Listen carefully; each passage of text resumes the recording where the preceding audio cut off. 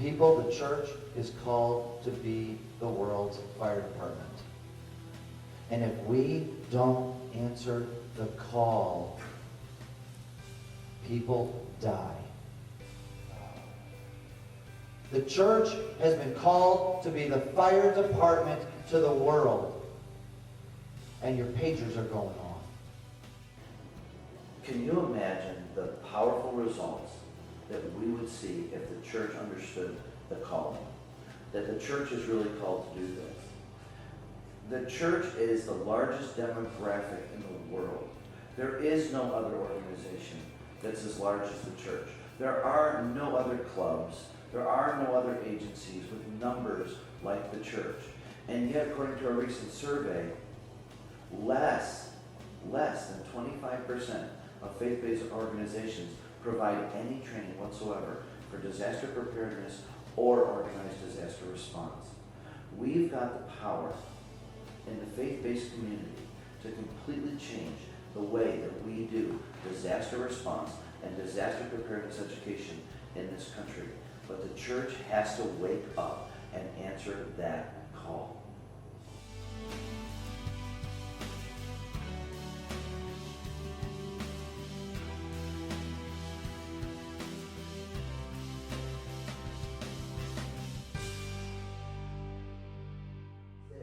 For years now, churches, faith-based entities have, because they've separated themselves, have found excuses to not do things.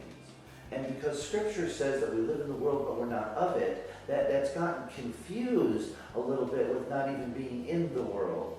See, if OSHA says that if I've got 10 employees or more, I have to have a disaster plan. I have to have drills. The church says, well, we don't really have 10 employees. We have a pastor, we have an assistant pastor, and we've got 20 volunteers. So since we technically don't have employees, we don't really have to follow that. On a technicality, we don't really have to pay attention to this. And we keep finding excuses to not do this. Well, we don't have the resources to do this. Well, we don't have the time to do this. Well, this doesn't fit what our church is all about. And here's the thing, how does it not fit what your church is all about? A simple disaster plan with a tornado drill for your parishioners when your church is sitting smack in the middle of the Midwest. How does that not fit what your church is about? Because Jesus said, I came that you might have life and life more abundant. He didn't say, I came so that you could have life, unless, of course, there's a tornado, whereupon you're on your own because we have absolutely no plan. And while you're in our building, we're not going to help you.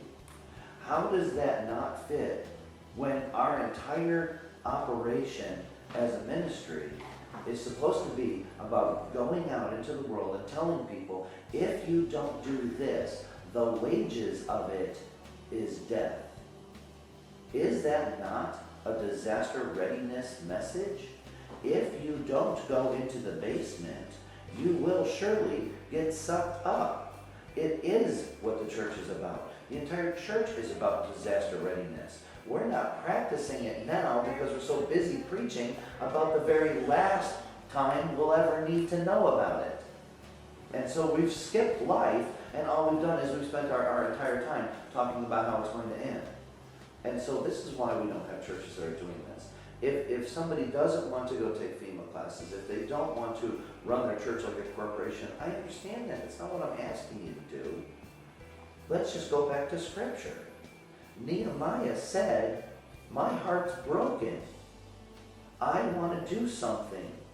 I now realize there's a problem and somebody needs to step up. And the first thing he did was he went to the local government and said, give me certificates so I can do this. And after that he said, by the way, can you help me out in any other way? And because that was the way that he approached it, he found favor. And that local government not only said, not only am I going to help you, I'm going to call other governments and tell them to support you.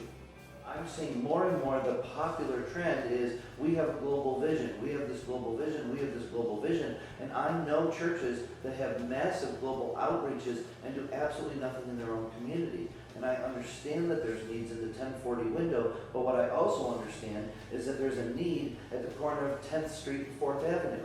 What I'm saying is that if you look at the book of Nehemiah and you see what Nehemiah did so effectively, it's because he did it correctly.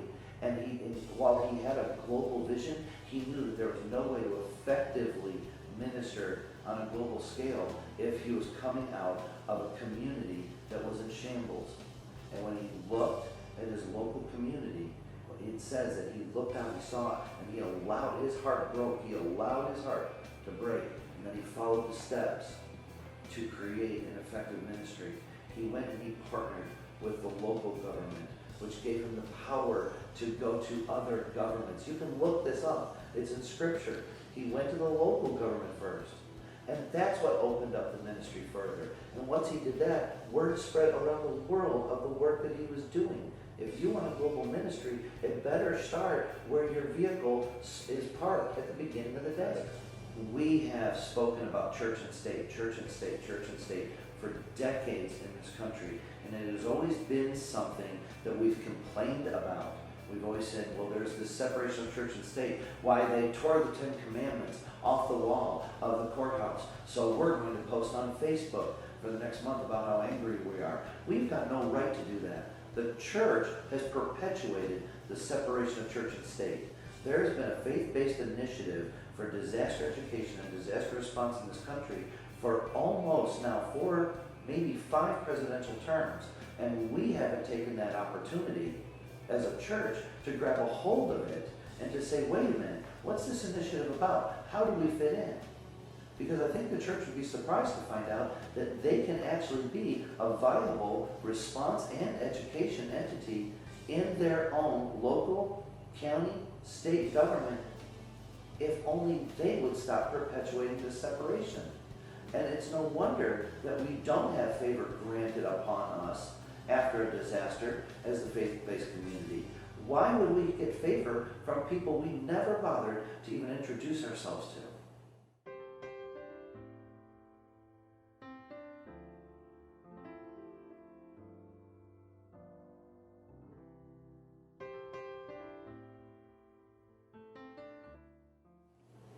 I think that our inability to effectively respond as churches comes from the fact that we have become all about positioning. If we're not going to be the most important, then we're not going to be involved.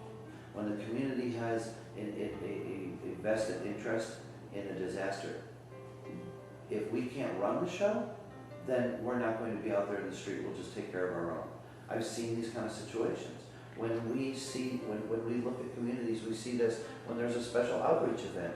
If a large artist or a band or an evangelist comes into town, we don't see all of the churches gather together to take advantage of that opportunity. It's either the big church or it's the church with the money or it's the winner. And there are no winners when there's no unity in the community. And I understand that there's doctrinal differences, but those doctrinal differences can be set aside when there's work to be done. And we can train together. The smallest community can pull its churches together and train together, can put a plan together, can sit down with local emergency management and say, here's the assets that we have. Did you realize that we've got 18 men that are skilled in construction and the use of tools? Were you aware of the fact that we have 12 people that attend our church that have CDL driver's licenses that might be of use to you? Were you aware of the fact that we have 6 parishioners that own their own restaurants and have access to large amounts of food and wholesale food? Did you know that our church just recently built an outdoor barbecue pit that can cook 300 hamburgers at a time? It might be the simplest of things, but if we don't communicate those to the community and we don't communicate them together, we are suddenly just more victims after a disaster. And we become an entity that after a disaster, the local emergency management, the local responders have to worry about. And I don't believe that that's really the witness that we want. But unfortunately, it's the witness that we have.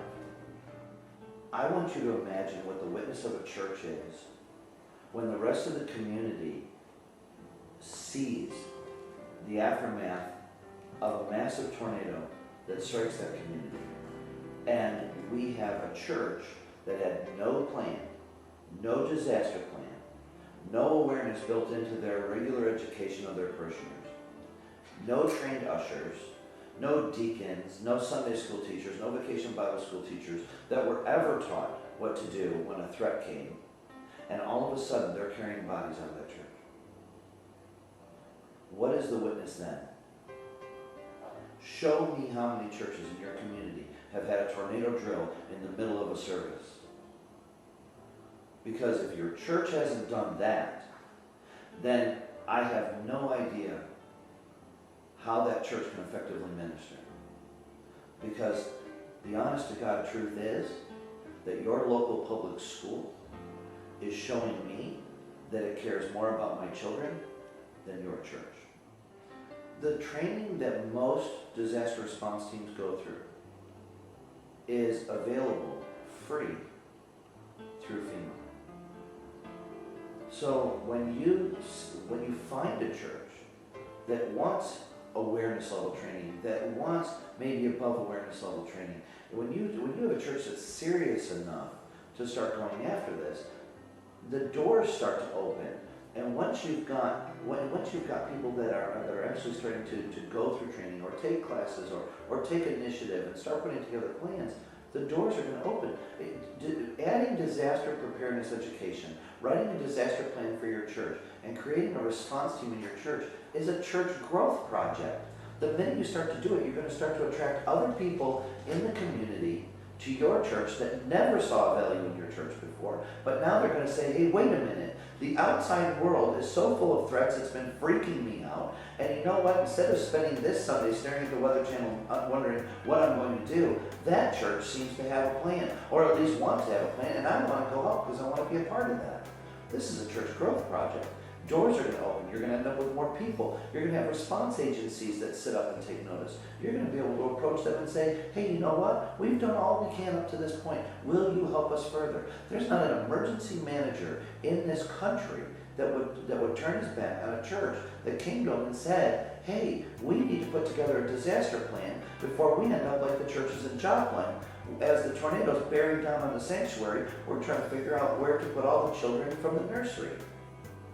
That's a horrendous liability on the church, an incredible burden on local emergency management responders, and there's no need for it. We can start changing the way that we do things.